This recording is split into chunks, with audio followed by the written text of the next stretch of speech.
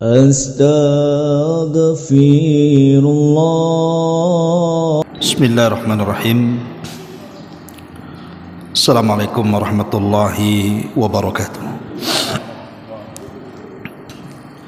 Alhamdulillah wassalatu wassalamu ala Rasulillah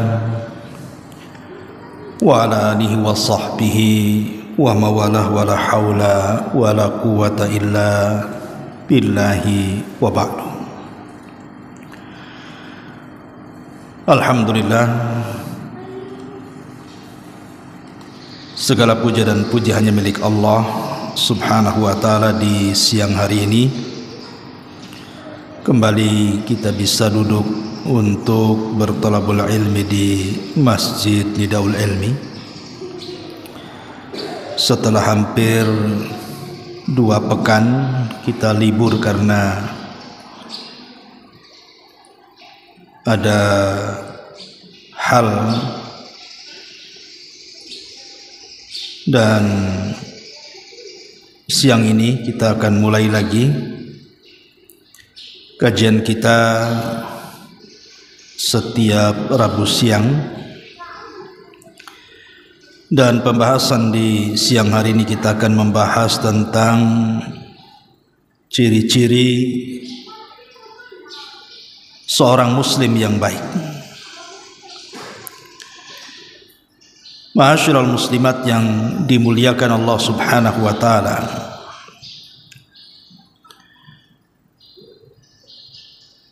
tentu kita selaku umat Islam selalu mengatasnamakan diri kita seorang muslim. Tapi tak jarang kemudian banyak di antara perilaku kita atau perbuatan kita yang tidak mencerminkan kita ini seorang muslim. Maka siang hari ini kita akan menjelaskan bagaimana menjadi seorang muslim yang baik. Tidak memperpanjang muqaddimah, ada 10 perkara yang harus seorang muslim atau muslimah mengetahui dan juga berusaha untuk mengamalkannya. Apa saja itu? Yang pertama, seorang muslim yang baik atau muslimah yang baik adalah orang yang selalu lisannya itu terjaga, atau dengan kata lain, seorang muslim atau muslimah yang baik itu selalu diam. Kalaupun hendak bicara, maka bicaranya pasti yang baik, santun dan benar. Karena pembicaraan manusia itu terbagi menjadi 4 perkara. Pertama, ada yang kalau bicara itu isinya dosa 100%. Seperti dalam bicara dia ghibah, namimah, membicarakan orang, mencaci maki orang, dan begitu seterusnya. Yang kedua, ada orang yang bicara itu 100% penuh dengan pahala. Mungkin mengajak orang kepada kebaikan, berdakwah, berzikir, membaca Quran, dan begitu seterusnya. Tetapi ada pembicaraan orang itu tercampur. Terkadang isinya madarat, terkadang isinya manfaat. Terkadang isinya dosa, terkadang isinya pahala. Tapi ada juga pembicaraan orang itu yang tidak mengandung padanya madarat dan juga manfaat. Ia tidak mengandung dosa, ia tidak mengandung pahala. Tentu kalau memang pembicaraan kita ini 100% dosa, maka sebaiknya diam daripada bicara. Jadi kalau seandainya pembicaraan kita itu isinya ghibah, isinya namimah, isinya mengadu domba, menghina, mencaci, memaki, merendahkan dan begitu seterusnya, maka sebaiknya diam, itu lebih selamat. Sebaliknya, kalau memang isinya adalah 100 pahala, 100% pahala, 100% kebaikan, maka sebaiknya bicara. Adapun kalau seandainya di dalamnya tidak ada manfaat dan juga tidak ada madarat, maka sebaiknya ditinggalkan. Karena terkadang kita ini membicarakan sesuatu walaupun tidak ada dosa dan pahala di dalamnya, terkadang bisa mengarah kepada perbuatan dosa. Karena orang bicara itu terkadang sadar, terkadang tidak. Adapun yang jelas-jelas terkandung padanya dosa dan juga pahala, maka pilihlah yang ada pahalanya dan tinggalkan yang ada dosanya. Intinya bahwa seorang muslim atau muslimah itu memperbanyak diam itu lebih baik dibandingkan bicara. Karena Nabi SAW bersabda, "Man kana yu'minu billahi wal yaumil akhir falyakul khairan aw liyasmut." Barang siapa yang beriman kepada Allah dan hari akhir, bicaralah dengan bicara yang baik atau santun, kalau tidak bisa maka diam. Itulah wasiat Nabi SAW. Makanya para ulama salaf, seperti yang dikatakan oleh Fudail ibn Iyad rahimahullahu ta'ala, beliau mengatakan, sijnul lisan sijnul mu'min. Memenjarakan lisan itu hakikatnya penjara seorang mukmin. Jadi memenjarakan lisan untuk tidak bicara, atau dia bicara sesuatu yang baik, itu memang penjara bagi seorang mukmin. Ujian dari Allah Subhanahu wa taala kepada kita. Karena orang yang banyak bicara pasti banyak tergelincirnya. Orang yang banyak tergelincirnya pasti jatuh kepada dosa.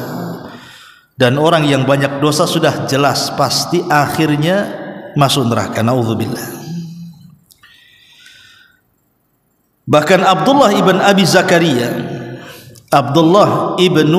Zakaria rahimahullahu ta'ala sampai mengatakan, alajtu sumta isrina sanatan. Aku berusaha mengobati lisanku dengan diam itu sampai 20 tahun lamanya.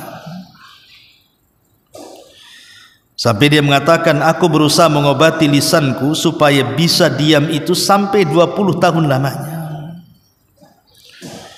Begitulah ulama salaf. Kenapa dia sampai mengatakan bahwa aku berusaha mengobati lisanku untuk diam selama 20 tahun? Karena mereka paham, terkadang hanya satu ucapan yang kita lontarkan tanpa kita sadar, rupanya itu membuat murka Allah Subhanahu wa ta'ala. Sadar ataupun tidak, justru itu pula yang memasukkan kita ke dalam neraka. Sebagaimana sabda Nabi SAW, innal abda la yatakallamu bil kalimati la yulki laha balan yahwi sahibuha fi nari jahannam ab'ad ma bainal masyriqi wal maghrib. Terkadang ada seorang hamba yang mengucapkan satu kalimat tanpa sadar dia ucapkan, rupanya dalam kalimat itu terkandung murka Allah. Maka satu kalimat itu, kata Rasul, cukup memasukkan pelakunya ke dalam jahannam yang lebih dalam jaraknya dibandingkan barat dan timur, kata Rasul. Lihat bagaimana para ulama salaf menjaga lisan mereka. Karena bagaimanapun as-sumtu najatun, kata Rasul. Diam itu lebih selamat. Diam itu lebih selamat dibandingkan banyak bicara. Ma'asyiral muslimat yang dimuliakan Allah Subhanahu wa taala. Nabi sallallahu alaihi wasallam sampai mengatakan, al-muslimu man salimal muslimuna, al-muslimu man salimal muslimuna min yadihi wa lisani. Jadi seorang muslim itu, kata Rasul, ketika muslim-muslim yang lainnya selamat dari lisan dan juga dari perbuatannya. Artinya kalau seandainya seseorang itu tersakiti dengan lisan kita, berarti orang tidak selamat dengan lisan kita. Berarti dia dipertanyakan keislamannya. Karena seorang muslim itu, muslim yang lainnya selamat dari lisan kita. Makanya ini hati-hati. Sekali lagi Bu, hati-hati. Terkadang hidup di masyarakat ini, orang tidak bisa menjaga lisan. Tidak suka dengan orang, terkadang mencaci, memaki. Tidak suka dengan tetangga, terkadang menggibah dan juga menghina. Terkadang tidak suka dengan orang, bisa tidak tahan lisannya, akhirnya mengucapkan kata-kata yang menjungkirkan dunianya dari akhiratnya. Ma'asyiral muslimat yang dimuliakan Allah Subhanahu wa taala, maka menjaga lisan ini adalah ciri yang pertama dari ciri seorang muslim atau muslimah yang baik. Bicara yang santun, kalau tidak bisa maka diam. Ini yang pertama. Yang kedua, ciri seorang muslim dan muslimah yang baik adalah dia berakhlak dengan akhlakul karimah. Berakhlak dengan akhlakul karimah.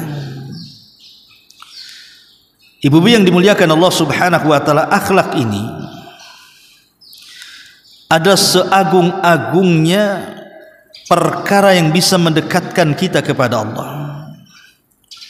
Bahkan lebih agung dibandingkan salat sunnah, lebih agung dibandingkan puasa sunnah, dan lebih agung dibandingkan sedekah-sedekah sunnah.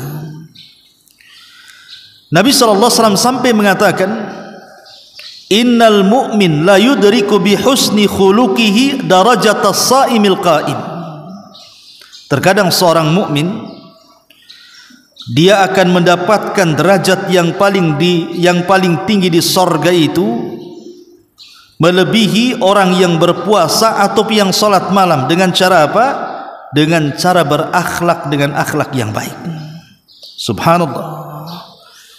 Jadi ada sorga itu tidak bisa dicapai dengan rajinnya salat malam kita. Ada sorga itu yang tidak bisa dicapai dengan rajinnya puasa sunnah kita. Sekalipun kita salat malam setiap malam, atau sekalipun kita puasa sunnah setiap hari, ada sorga yang tidak bisa dicapai dengan dua ibadah sunnah yang mulia ini, kecuali dengan baiknya akhlak. Contoh umpamanya, ada seorang ibu kalau malam tidak pernah meninggalkan sholat malam, kalau siang tidak pernah meninggalkan puasa sunnah, baik puasa mutlak ataupun puasa-puasa sunnah yang sudah ditetapkan seperti Senin Kamis, Ayyamul Bid, puasa Daud atau yang lainnya. Tetapi terkadang ada orang yang rajin melaksanakan puasa dan juga melaksanakan qiyamul lail, bahkan boleh jadi dia rajin membaca Quran dan bersedekah. Dia tidak bisa menjaga akhlaknya. Ketika dia tidak bisa menjaga akhlaknya, maka puasa sunnahnya, sholat malamnya, sedekahnya, kebaikan dan kebajikannya itu belum tentu memasukkan ia ke dalam surga. Padahal dia rajin ibadah, kalau dia tinggalkan akhlak dalam kehidupannya. Lihat sebuah hadis Nabi SAW dari Abu Hurairah radhiyallahu an, ketika ada seseorang bertanya kepada Nabi SAW, Rasul, ada seorang ibu yang tidak pernah meninggalkan puasa sunnah. bahkan tidak pernah meninggalkan qiyamul lail, bahkan tidak pernah meninggalkan sedekah dan kebaikan-kebaikan yang lainnya. Tapi ibu ini punya kekurangan, wahai Rasul. Kata Nabi SAW, apa kekurangannya? Maka sahabat mengatakan, walakin tu'dhi jiranaha bilisaniha.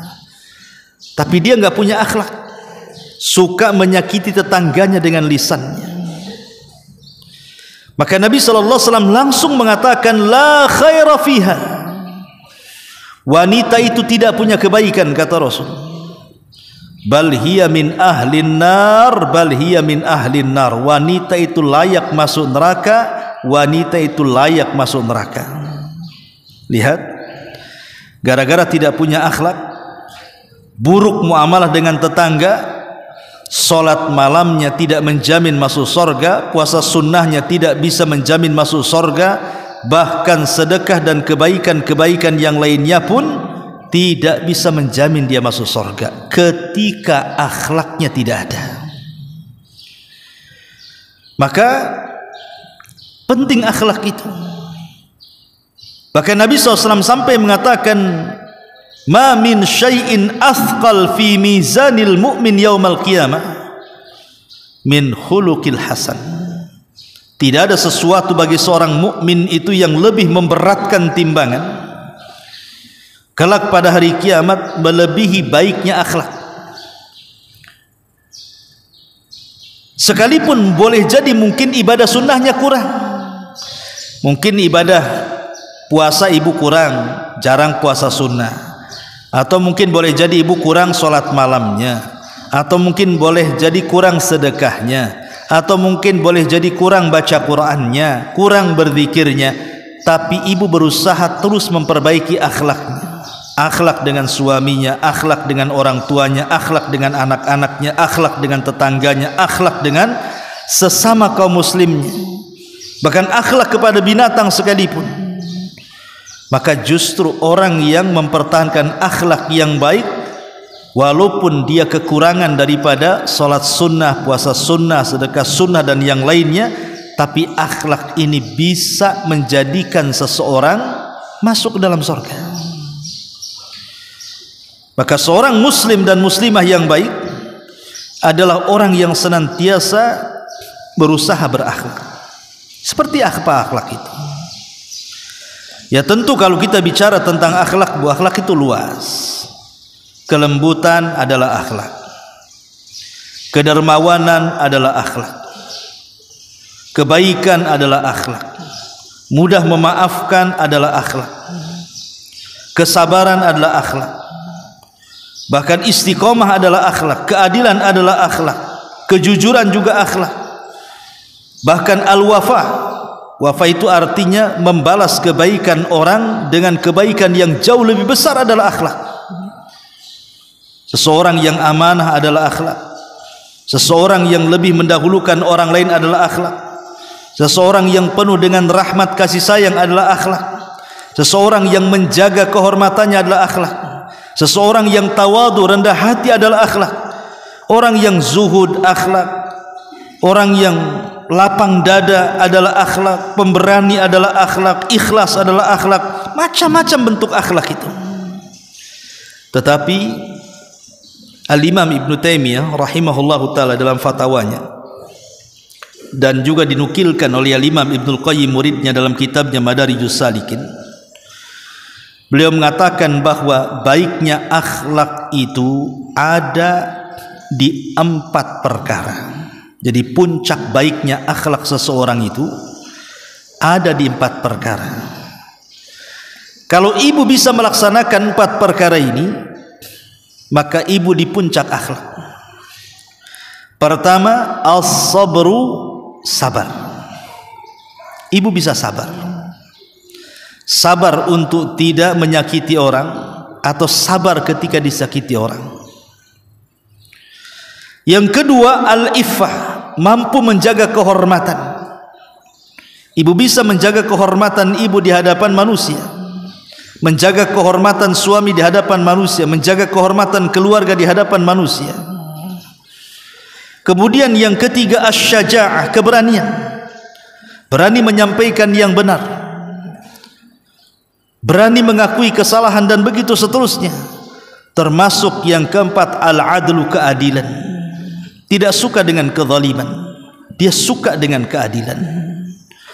Maka orang yang bisa melakukan 4 perkara, kata Syekhul Islam Ibn Taimiyah dan juga Imam Ibnul Qayyim rahimahullahu ta'ala, dia bisa sabar, dia bisa menjaga kehormatan, dia pun pemberani dan juga menegakkan keadilan dan menjauhi kezaliman, maka dia berada di puncak akhlak yang tinggi. Ma'asyiral muslimat yang dimuliakan Allah subhanahu wa ta'ala, ini yang kedua. Seorang muslim dan muslimah yang baik adalah seseorang yang berusaha untuk menjaga akhlaknya. Yang ketiga, tidak suka dipuji. Tidak suka dipuji atau mencari pujian. Karena banyak di antara manusia ini, saya, ibu atau siapapun lah, terkadang kita ini suka dengan pujian orang, kan Bu? Siapa yang tidak suka dipuji? Karena tabiat manusia tidak suka dicela. Kalau bisa itu dia ingin disanjung, dipuja, dipuji, dielu-elukan, ditinggi-tinggikan, dimulia-muliakan, dan begitu seterusnya. Itu tabiat manusia. Tapi ketahuilah bahwa orang yang suka memuji dan orang yang dipuji itu dua-duanya berada di tingkat kebahayaan. Berbahaya, Bu. Baik ibu posisinya yang memuji atau ibu posisinya yang dipuji, dua-duanya bahaya. Pertama, orang yang memuji, terkadang ada orang-orang yang memuji itu sampai kebablasan sehingga dia berdusta. Ya kan Bu? Terkadang kita memuji orang karena kelebihan, melampaui batas, kebablasan mungkin bahasa kitanya. Terkadang ketika kita memuji ini, saking ingin menjilat orang yang kita puji, sampai berdusta dia. Naudzubillah. Ya. Ataupun sampai kepada tingkat riya. Mungkin dia ingin memuji atasannya, dia ingin memuji orang-orang yang dipandang menurut pandangannya. Terkadang sampai ke tingkat riya. Karena kita ingin dapat penilaian dari pujian kita kepada dia. Ataupun terkadang memuji ini bisa menjadikan seseorang munafik, Bu. Terkadang lain yang diucapkan, lain pula yang ada pada hati. Atau boleh jadi dia mengucapkan sesuatu yang tidak ada faktanya. Atau boleh jadi terkadang seseorang itu memuji dengan bahagianya, padahal dia tahu bahwa orang yang dipuji itu sebenarnya tidak layak untuk dipuji. Inilah bahaya orang memuji. Lah di sana ada juga bahaya orang yang dipuji. Seperti apa bahaya orang yang dipuji? Yang pertama, bisa saja karena pujian orang lain dia sombong. Bisa saja karena pujian orang lain dia ujub, dia takabur, merasa bangga, merasa besar gitu kan Bu. Terkadang habis dipuji cari cermin pula, dipandangilah cermin itu. Betul tak orang itu muji saya? Betul tak orang itu mengatakan saya begini. Jadi tumbuh akhirnya sombong ataupun ujub, ataupun boleh jadi dia lupa diri, lupa siapa dia. Dan ini bahaya. Makanya seorang muslim dan muslimah yang baik itu adalah orang yang senantiasa menjaga hatinya. Di mana seorang muslim dan muslimah yang baik itu tidak akan merubah hatinya. Maknanya baik dia dipuji ataupun dicela sama saja hatinya. Anda mau mencela saya, ya hati saya seperti ini. Anda memuji saya, ya hati saya seperti ini. Tidak pernah berubah. Itulah seorang muslim dan muslimah yang baik. Jangan tergiur dengan pujian dan jangan terpengaruh dengan cacian. Jangan sampai hati kita tergiur dengan pujian atau tersakiti dengan cacian. Ucapan manusia anggaplah seperti debu yang berhembus di depan kita, kal ghubar, seperti debu. Tidak pengaruh ucapan manusia itu, Bu. Manusia memenggonggong seperti apa kepada ibu, hakikat ucapan itu tidak akan memadaratkan kita. Ucapan itu menjadi madarat kalau kita masukkan ke dalam hati, Bu. Ucapan manusia itu akan memadaratkan kita kalau ibu tampung di hati.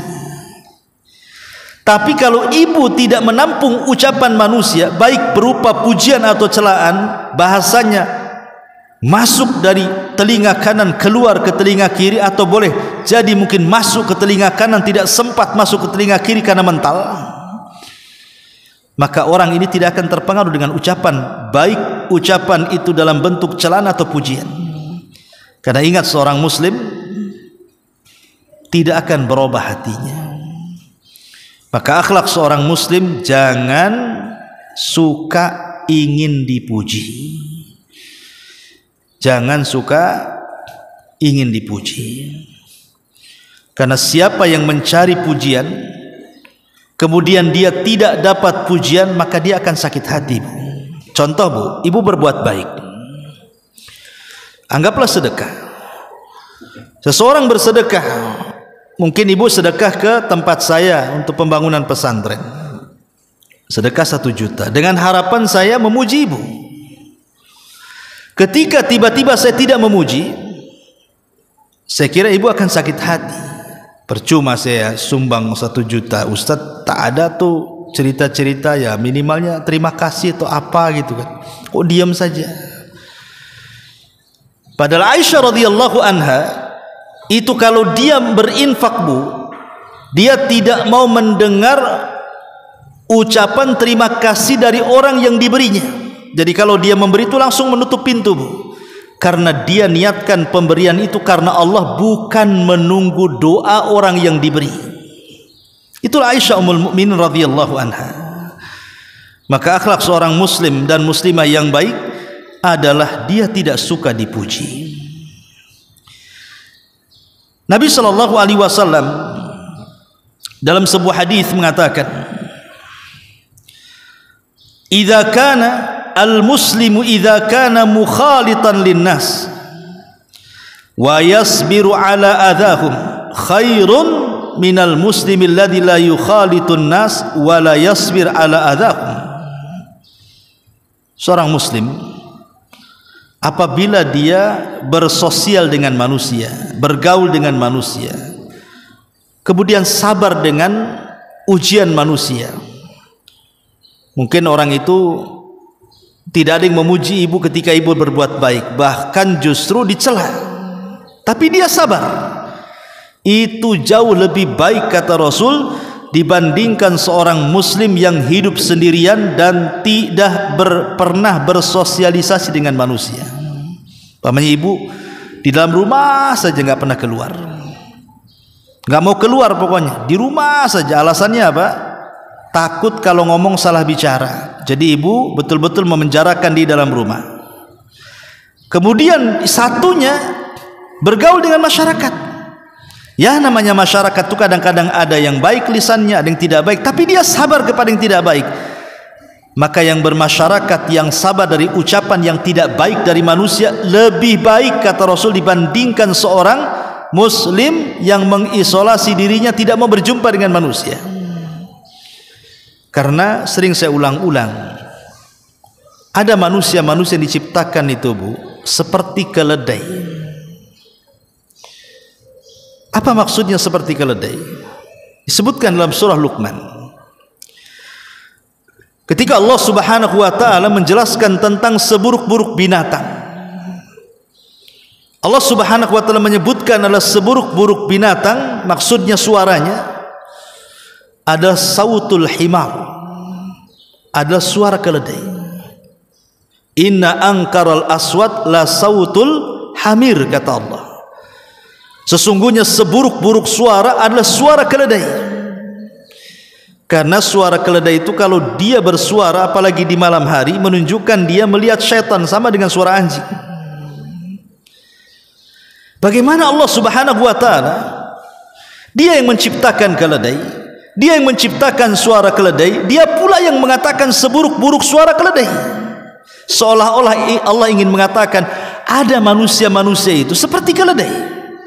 Allah yang menciptakan manusia itu, Allah yang membuat manusia itu bicara, tapi ada juga Allah menciptakan manusia itu senantiasa buruk ucapannya. Lihat bagaimana Allah Subhanahu wa taala serupakan orang yang suka buruk bicaranya seperti keledai. Tapi jangan ibu bilang keledai kepada orang yang mungkin buruk bicaranya. Umpamanya ada tetangga itu ngomongnya nggak enak, nyelekitan, tiba-tiba ibu datang dan mengatakan, "Oh dasar keledai." Ya, jangan Bu.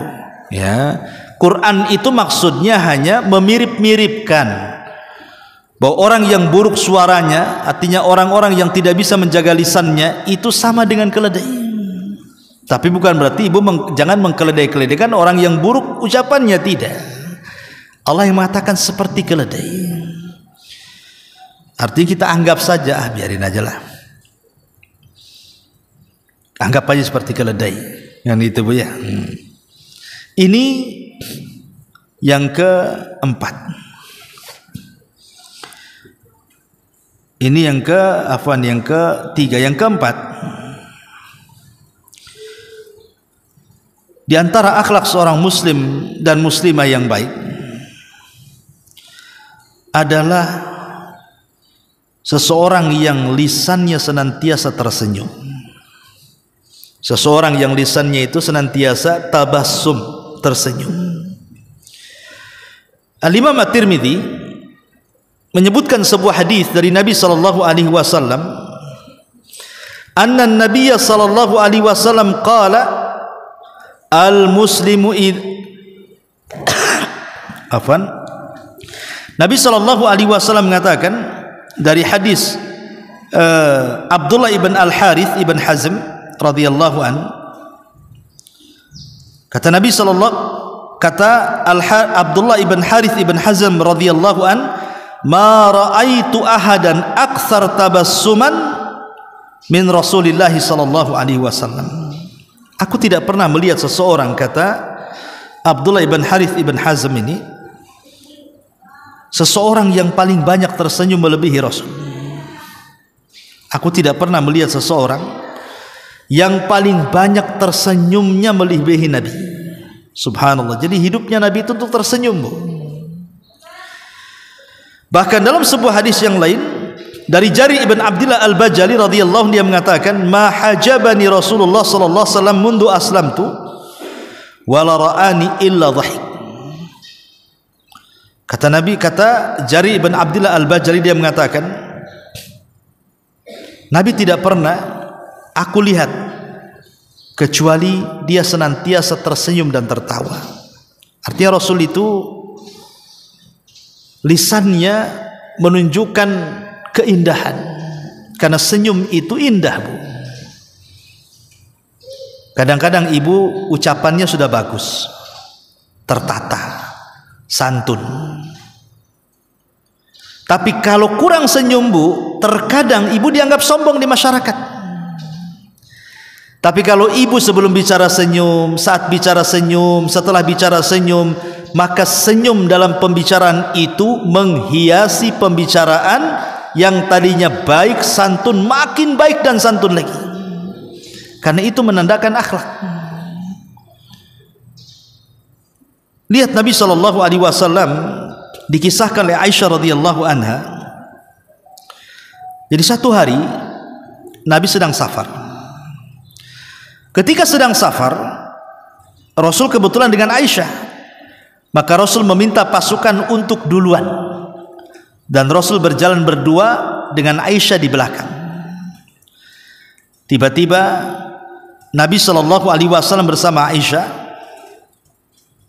kemudian melakukan perjanjian untuk melakukan lomba lari. Lah ketika itu Aisyah sedang kurus Bu. Maka kemudian larilah Rasul dengan Aisyah, rupanya yang menang Aisyah.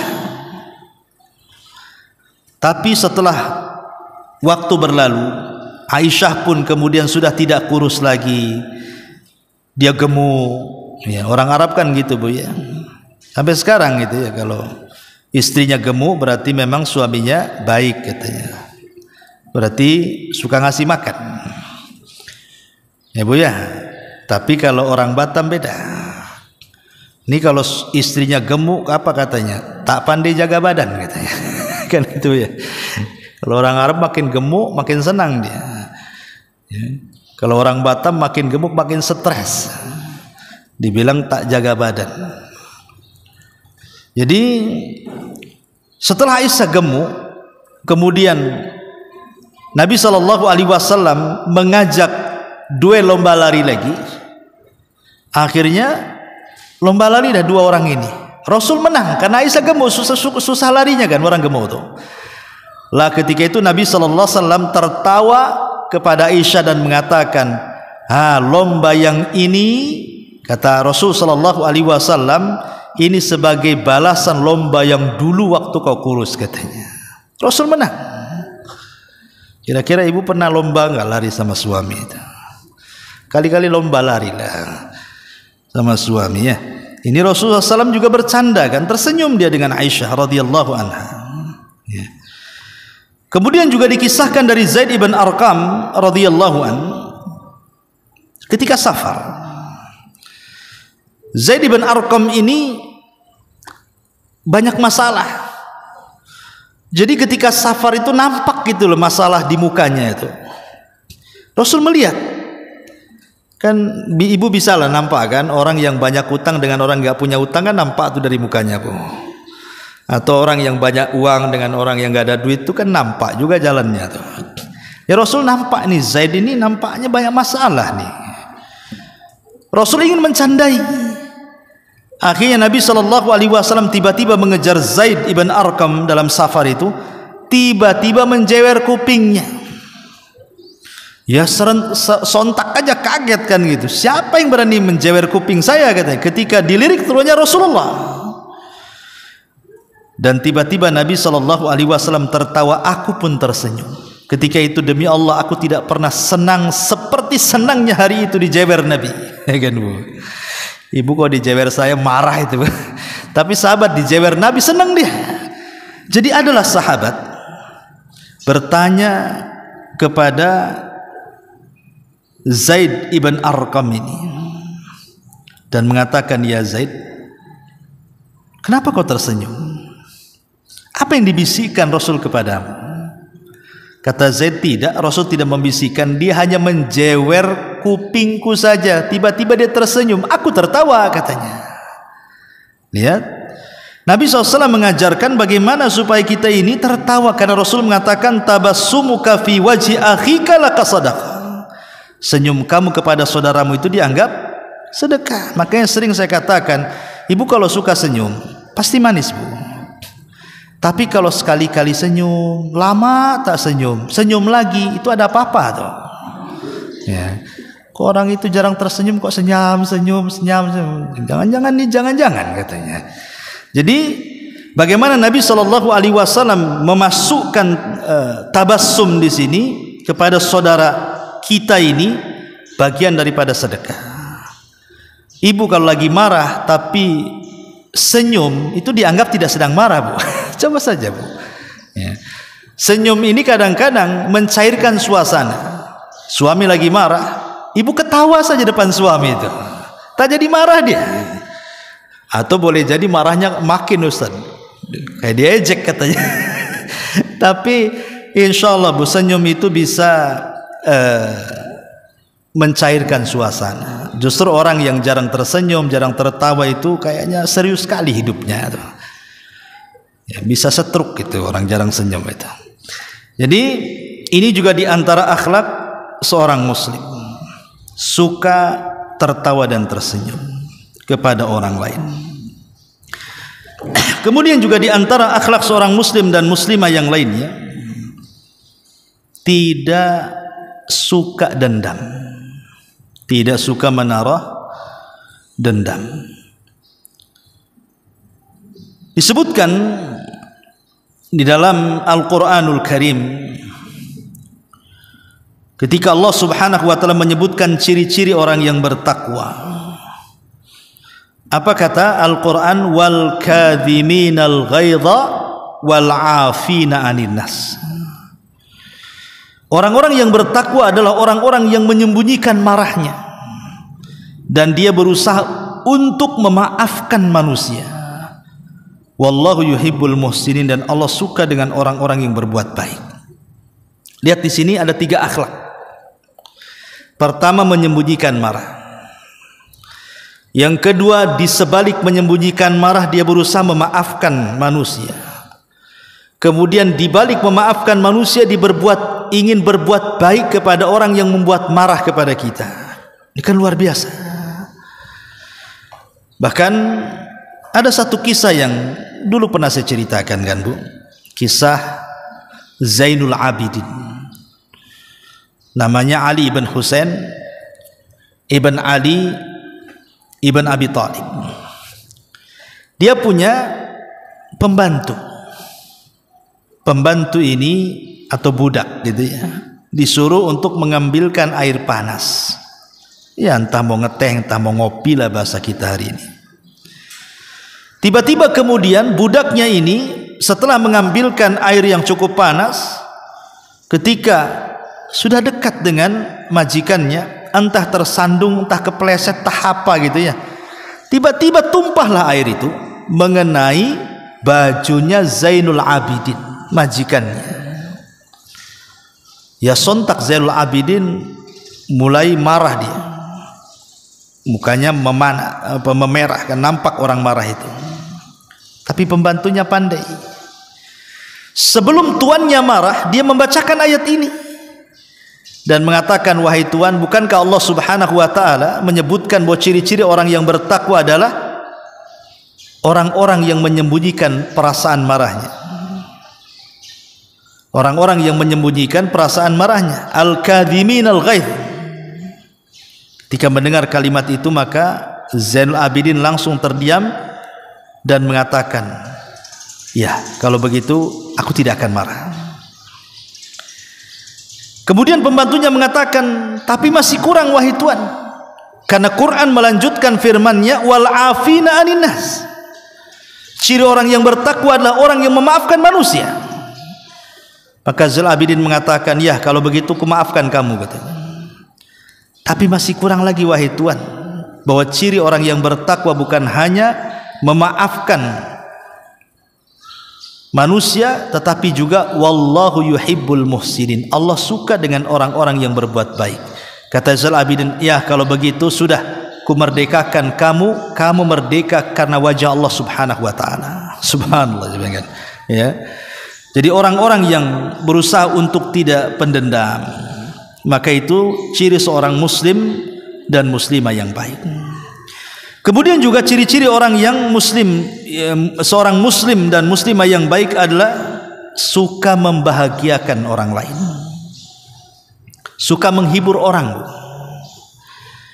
Dan itu disebutkan dalam sebuah hadis ketika Nabi SAW ditanya atau bertanya kepada para sahabatnya, tahukah kalian amalan yang paling dicintai di sisi Allah Subhanahu wa ta'ala? Maka Rasul menyebutkan sururun tudkhiluhu ala qalbil muslim. Seseorang berusaha membahagiakan hati seorang muslim. Jadi amalan yang paling dicintai Allah adalah seseorang yang bisa membahagiakan orang lain walaupun dia tidak bahagia. Dia berusaha, ada orang yang sedih kita dekati, kita hibur, akhirnya kuranglah kesedihannya. Ada orang yang susah kita bantu, kuranglah kesusahannya. Ada orang-orang yang sedang galau, sedang stres, kita datangi, kemudian kita ajak bicara, kita hibur, akhirnya kurang stresnya, maka dia sudah memasukkan perasaan senang ke dalam hatinya. Maka orang-orang yang suka gitu ya membahagiakan orang, baik dengan senyum kita membahagiakan orang, baik dengan tangan kita membantu sehingga bahagia orang, baik dengan nasihat dan wejangan kita akhirnya orang bahagia dan tenang, apapun caranya, yang jelas kita bahagiakan orang. Walaupun terkadang kita mungkin kurang bahagia, tapi kita berusaha membahagiakan orang, maka ini amalan terbaik. Kata Nabi SAW, ini amalan terbaik yang sangat dicintai Allah Subhanahu wa ta'ala. Tapi sebaliknya, Bu, ada manusia-manusia itu tidak pernah menyenangkan orang. Terkadang lisannya nyakiti saja kerjanya. Terkadang lisannya itu membuat orang terluka, membuat orang dendam, membuat orang sakit hati. Saya itu ada seseorang, Bu, istrinya itu suka kali tuh kalau ngomong nggak enak, tapi cepat minta maaf. Jadi dia cerita, Ustadz, saya ini punya istri, kalau ngomong itu nyelekit, tapi cepat dia kalau minta maaf itu. Itulah kelebihannya katanya. Kalau ngomong wak tahu-tahu minta maaf gitu saja. Gimana istri saya itu, kata. Ya, terus saya tanya, setelah dia minta maaf, lega nggak hatimu tuh? Ya enggak lah Ustadz, karena omongannya lebih pedas dibandingkan maafnya, katanya. Kadang ada orang itu, Bu, ngomong pok sama orang, dia nggak tahu hati orang itu sakit atau enggak. Walaupun ujung-ujungnya minta maaf, percuma minta maafnya, Bu, kalau seandainya kata-kata kita sudah membuat luka hati dia. Karena biasanya luka oleh lisan itu susah diobati dibandingkan luka dengan pedang, kan bahasanya. Ya, luka dengan pisau, cutter atau apa, mungkin kasih betadine 2-3 hari dah kering kan, Bu. Tapi kalau omongannya itu sudah nyelekit di hati, 1 minggu demam dia, Bu. Ya.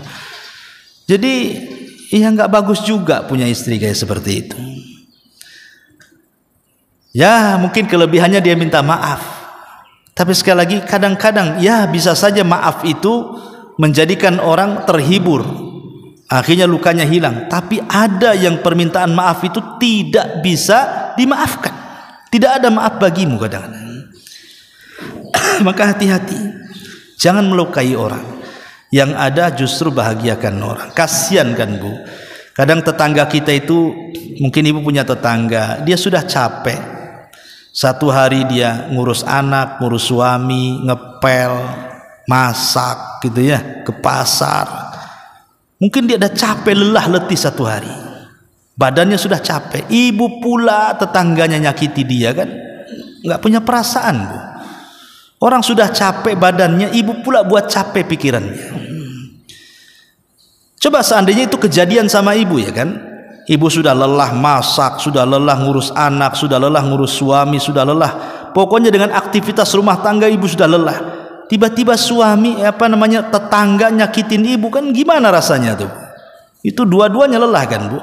Makanya amalan terbaik itu adalah jabru al-qulub, berusaha untuk menembel kesedihan orang, keletihan orang.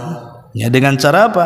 Masukkan kesenangan kepada hati tetangganya atau kepada hati siapapun supaya dia kurang beban susahnya. Dan yang terakhir, seorang muslim dan muslimah yang baik adalah hidup tidak menyandarkan kepada manusia. Ibu harus mandiri. Ibu walaupun punya suami, hiduplah mandiri. Gantungkan kepada Allah, jangan bergantung kepada manusia. Karena kalau seandainya hidup bergantung kepada manusia, Bu, kalau manusia itu menyakiti kita, manusia itu berbuat jahat kepada kita, kita tidak bisa lepas dari kejahatannya. Maka tawakal kepada Allah Subhanahu wa ta'ala. Jangan pedulikan manusia, mandiri, hidup hanya kepada Allah Subhanahu wa ta'ala. Jangan hidup kepada harta ataupun kepada siapapun dari manusia, walaupun itu suami. Karena harta dan suami itu hanya wasilah kita masuk surga, Bu.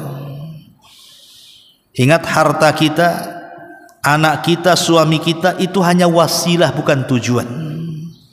Betapa banyak harta memasukkan orang ke neraka, betapa banyak pasangan memasukkan orang ke neraka, betapa banyak anak-anak memasukkan orang tuanya ke neraka. Nanti pada hari kiamat Tiga perkara ini tidak bisa menolong kita. Harta yang kita banggakan, pasangan yang kita banggakan, anak yang kita banggakan, nanti pada hari kiamat nasab itu terputus. Hanya hubungan kita dengan Allah Subhanahu wa taala. Maka seorang muslim yang baik sandarkan hati kepada Allah, jangan sandarkan hati kepada siapapun dari selain Allah Subhanahu wa taala.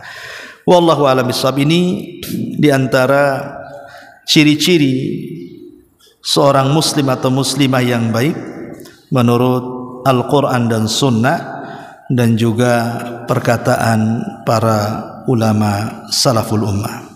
Wallahu a'lam bishawab. Ya, sederhana saja kita sampaikan kajian di pagi ini, tapi mudah-mudahan menjadi bekal bagi kehidupan kita. Sebelum saya tutup, silakan kalau ada yang bertanya. Ya, silakan.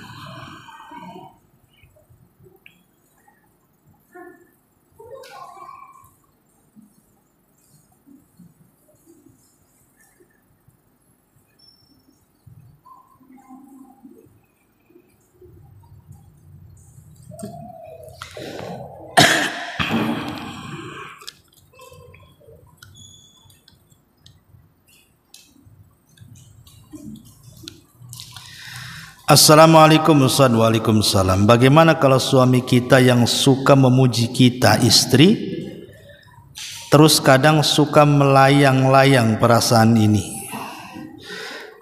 Apakah pujian suami terhadap istri termasuk nantinya buat kita ujub dan sombong? Ya, gini Bu ya. Kita kenal dalam dunia perdukunan Bu, itu disebut sihir. Dunia perdukunan itu kan yang paling parah adalah dunia sihir. Sihir itu ada dua Bu. Ada sihir yang tercela dan ada sihir yang terpuji. Sihir yang tercela dan ada sihir yang terpuji. Adapun sihir yang tercela, itulah sihirnya dukun-dukun. Pakai kemenyan, kadang pakai darah najis, darah haid, pakai buhul-buhul, tangkal-tangkal dan yang semacamnya, dan kerjasama dengan syaitan. Itu sihir tercela. Tapi ada sihir yang terpuji. Ada sihir yang terpuji. Itulah yang disebut dengan sihir kalam, sihir ucapan, sihir ucapan dan sihir pendengaran.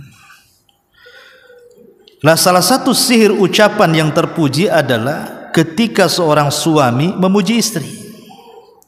Betapa banyak istri itu tersihir dengan suaminya. 40 tahun ibu bersuami tidak pernah dipuji. Setelah usia 40 atau 50 tahun tiba-tiba suami memuji, kira-kira tersihir enggak? Tersihirlah. Tumben suami saya ini 40 tahun aku menjadi istri dia, tak pernah dia muji saya. Ngaji di mana tuh katanya? Siapa gurunya tuh? Kok tiba-tiba kerasukan, apa salah makan obat? Nah gitu kadang-kadang kan Bu ya. Kadang ibu bengong, ya kayak tadi ibu suka melayang perasaannya itu. Wajar itu sihir Bu.